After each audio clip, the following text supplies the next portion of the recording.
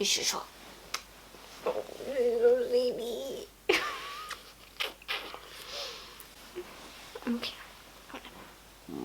Hey guys, and welcome back to my channel. Thank you so much for joining me today for this video. Today's video is showing you guys my current physical TBR, and I'm only doing my physical because I bought a lot of books on Kindle and I've not really looked through what I've actually bought, so I don't really know what I've got. I just went on a bit of a spending spree.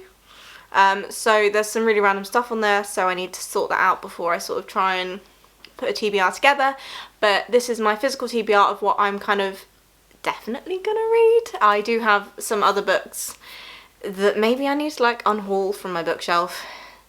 I'm on the fence about them. I probably should read them. I'm hoping to maybe get 3 or 4 of them read this month of June, so that's sort of the aim for these videos and for sort of what I've got, but we'll see how many of them I get. And I'm going to do like a wrap up at the end of June, sort of probably publish at the beginning of July, so you guys can see what I read and what I thought of these books. But we're going to start off with going through my TBR.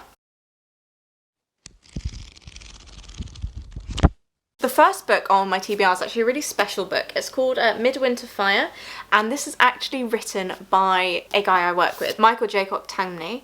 I only know him as Mike, so that's really weird to actually see his full name on here, but this is a fantasy book and he wrote it. We had a craft fair at work. I bought his book because it was a fantasy book, so obviously I had to buy it. So basically this book is about a girl called Calico who is struggling to move on from the death of her parents, and she has a chance meeting with the fairy prince of Noheim, which turns her world upside down. And there's been a prophecy since the day of Fjord, the fairy prince's birth, which has led him to the rugged heathland right by her house, and this is basically an adventure of them trying to find a lost fae symbol. And it says on here, with the help of Calico's loyal friend AJ, the trio embark on a quest of adventure, friendship, and most importantly, self-discovery.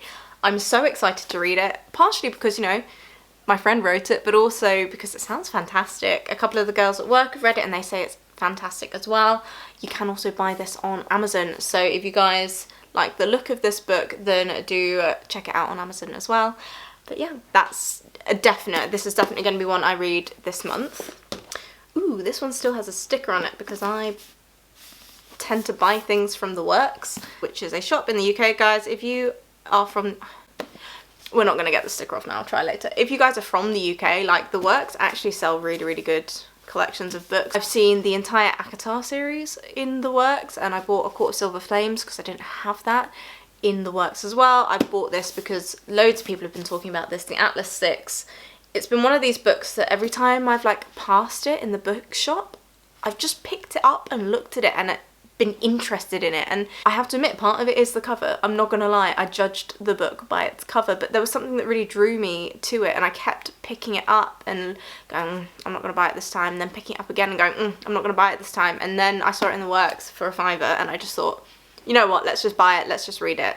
Like, I really want to read it. It's got such good reviews. Basically, the plot of this book is, once a decade, the best magicians in the world are offered chances to join the Alexandrian Society, but only 5 places are offered. So after the recruitment, the candidates have to complete a year of rigorous study. And this follows 6 different candidates, which are Libby Rhodes and Nico de Varona, who are inseparable enemies and cosmologists who can control matter with their minds. Parisha Kamali is a telepath, Raina Mori understands the flow of life itself, and Callum Nova can manipulate desires.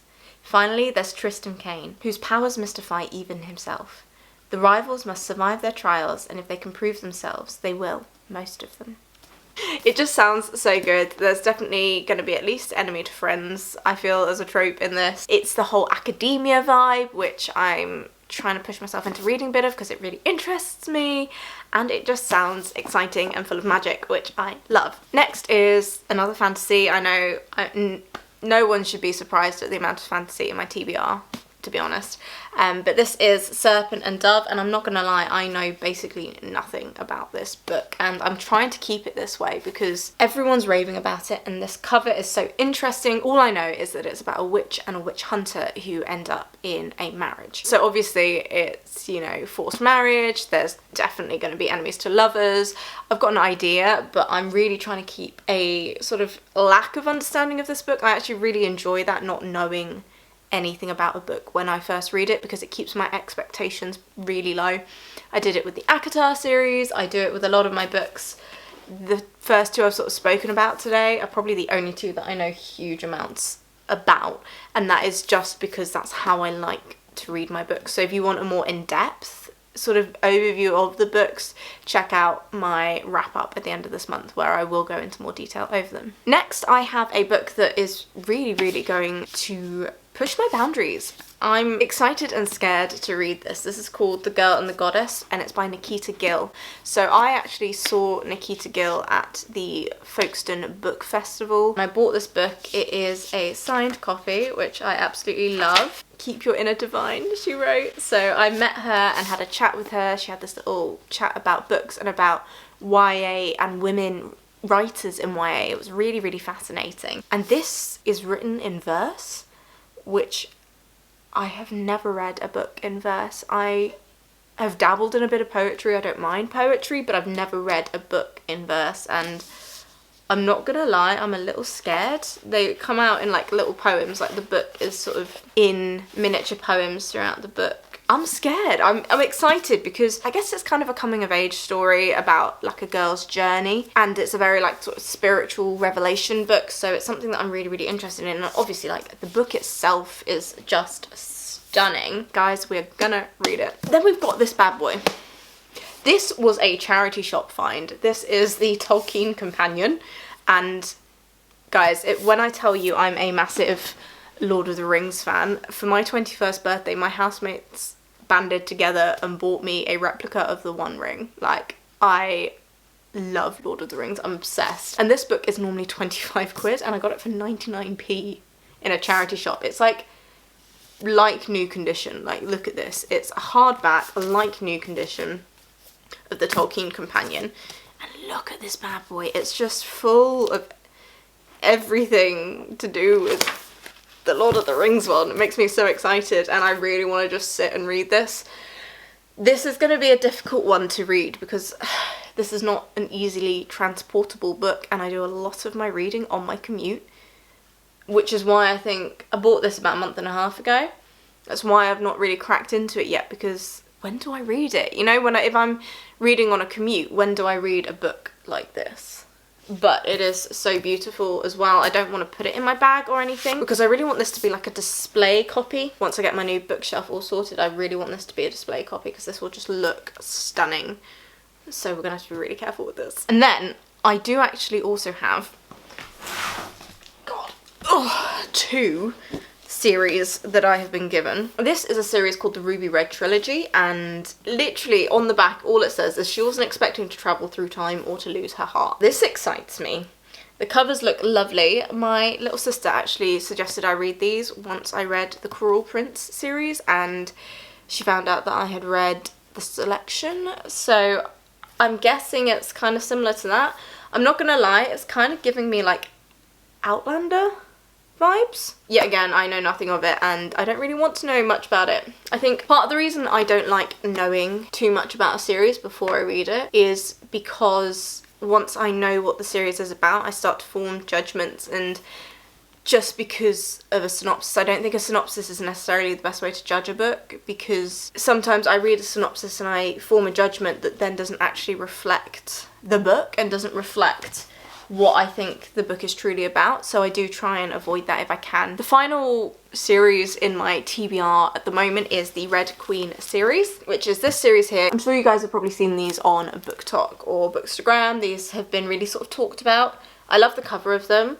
They are giving me real strong women vibes, just from the crowns, but you know, I know nothing about it. Discover that deadly and dazzling world of the Red Queen is literally all this says. My sister didn't know what to get me for my birthday, so I suggested this and she found it on Books to Door, which I love. This isn't any form of advertisement. I love Books to Door. The series on the bottom says it's £45. I think she got it for like 20, so it just does really good deals. And I have actually ordered some stuff from them, which should arrive soon, and you guys can see what I've bought and sort of the quality of the books. But yeah, I just was intrigued by this series. A lot of people that like the same style of books that I like have liked this series, so I'm interested to see. It allows you to try books that you wouldn't necessarily try yourself just by taking on these recommendations, and that's just something that I've always done. It's just been a way for me to expand my reading because I am a comfort reader. Like, I have read the same few series over and over again, and that is partially due to my dyslexia, because the more I read a book, the easier it is for me to read it. So I do have a real tendency to fall into that habit, which is also why my TBR for 1 month is so large. That's why I'm trying to change it, and that's why I don't necessarily read the back, because I think it gives me a little bit of anxiety knowing I'm gonna have to read something new. So we'll see how it goes. I'm hoping, like I say, to read at least 3 or 4, I think. Let me know if you guys are reading any of these. Have you read any of them? Because I'd be really interested to know. No spoilers, but whether you liked them or not, because I'm excited. I'm actually really excited to set myself a goal, and set myself a goal with reading, because it's not something I normally do. So we're gonna see how it goes. And give me a shout. Tell me what's in your TBRs and what you're looking forward to reading this month, what goals you have and what you're hoping to achieve this month. But thank you so much for watching this video. I hope you guys have enjoyed seeing a little bit of what I'm going to try and read, and I hope you guys stick about and make sure you've subscribed and turned your notifications on so you don't miss the wrap up at the end of the month, because that's going to be a really exciting one and something that I'm so excited to film, even though I've not even like read these yet. So it's going to be a good time. Until next time though, guys, as always, happy reading.